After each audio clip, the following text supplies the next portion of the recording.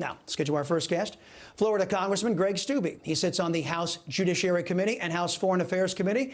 He's also a retired U.S. Army Airborne Infantry officer. Thanks for your service as always, sir. You know, your Democrat colleagues have set up quite a double standard here. Paul Pelosi's attacker is being denied bail, yet take a look at these recent headlines. New York man sprung on no bail, executes wife in front of kids just hours later.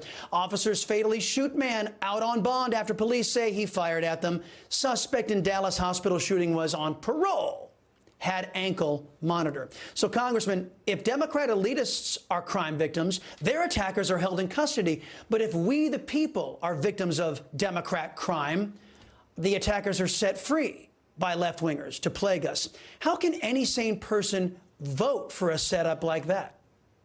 Well, they can't, and Americans see right through all of that. And it's really a sad day in America how politicized our judicial system has gotten. In your monologue, you talked about a liberal judge that let some guy go on bail or no bail or reduced his bail, and then he went and murdered a police officer because he's a murderer. And those people should be held without bond. And it's only in circumstances where it's actually Democrats that are the ones being harmed, like in this Paul Pelosi circumstance, which there are so many questions about this. Why haven't they released the video footage from their home? They have video footage at their home. Why haven't they released it? Why is he referred to him as his friend on the 911 call and asked for a welfare check, didn't ask for a 911 like, hey, I'm being attacked, asked for a welfare check. I mean, there's all these questions that are not being answered by the DA, not being answered by the police department. If there's nothing to hide, then release all the video footage from that night, release the video footage from the officers that are required to have body cameras, and give the American people what really happened that day.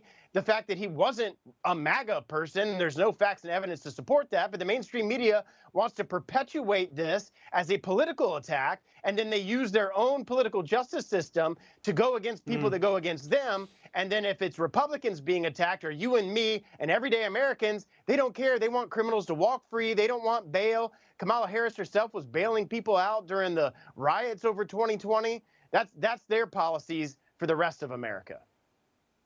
Well, don't forget, Congressman, when Paul Pelosi was getting hammered in a different way, when he was driving behind the wheel inebriated, it took forever for them to release the picture of Paul Pelosi, his mugshot, because he gets special privileges because his wife is the Speaker of the House. And nobody in the press was clamoring for the release of that mugshot. I remember it. It's a double standard that I no longer wish to accept in this country. Now, we're days away from the midterms, and Biden's incompetence is on full display for all to see. He's claiming he spoke with the doctor who invented or discovered insulin, but Mr. Frederick Banting, he died before Biden was even born. He says Debbie Wasserman Schultz is a senator, God forbid, and he's once again claiming his son died in Iraq. The biased press refuses to cover these troubling mental lapses, Congressman. But does that take away from the threat that Mr. Joe Biden and his mental state poses to our people? No, it is a threat to the safety and security of the American people. And the mainstream media is not going to call it out because they're all, left-wing and progressive. And it's every day, Chris. Every day you're seeing some type of flub like this. Sometimes when he's reading a teleprompter, he can't even get it right. And I don't know if he knows he's lying and he knows if he lies that nobody's going to call him onto the carpet for it, or he really believes his lies are factual and just spouts completely inaccurate information. Either way, it's not good for the commander-in-chief of America, who's in charge of nuclear codes and all of the things that goes with being president of the United States, doesn't know who people are, where people are. He said that Jackie Walorski, who had previously passed away in a tragic car accident, was asking where she was, and she had died weeks before he was at an event where he was in her jurisdiction. I mean, all of these things doesn't make you feel good about the person who's supposedly the commander-in-chief of our military and our armed services and this country that doesn't even know where he is half the time. Yeah, see, I care more about my country and my family than I do about Democrats' electoral prospects. The folks at CNN and MSNBC and the other alphabet networks, they can't say the same, I'm afraid. In your state, Congressman, the GOP has seen explosive growth. More than 85,000 new voters have registered as Republicans since the August primary. This as Hispanics are fleeing the Democrat Party. And the left-wing press is shocked to learn that Hispanics are not down with all this left-wing extremism. Watch. Brand new polling from likely Hispanic voters in Florida, which shows Ron DeSantis with a solid advantage there. What does it tell us?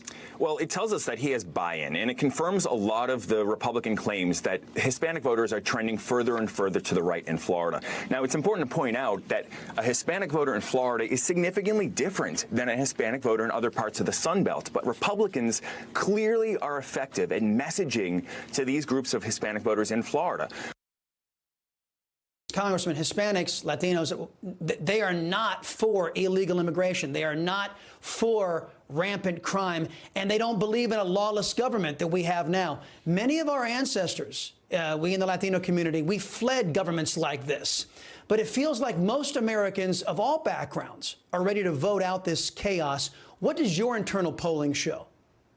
Yeah, you're absolutely right about Hispanics, especially in the state of Florida. Most of them, like you said, have fled communist and socialist countries. They don't want to, they know what it's like in Venezuela. They know what it's like in Cuba. They know what it's like in Colombia and some of these other states where they've had to flee these regimes, and they don't want that here in America. So when Democrats talk about socialists, and you now have a Democratic Socialist Party within the Democratic Party, when they're talking about socialism and communism, the Hispanics don't want that because they fled that. And right here in the great state of Florida, I think you're going to see double-digit wins for Governor DeSantis, double-digit wins for Marco Rubio. And this no longer is going to be a purple state after this midterm election. This is going to be a solid red state, thanks for the policies right here in the great state of Florida being Republican-led. And it's going to show through all of the numbers, not just Latinos and Hispanics, but all of Floridians and all those people that are moving here. I see them everywhere I go throughout my district. They are moving here because they're sick and tired of the Democratic policies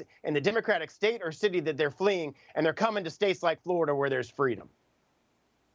Yeah, what I say is reject the Democrat Party and make your state a red, white, and blue state again. Be an American state once again.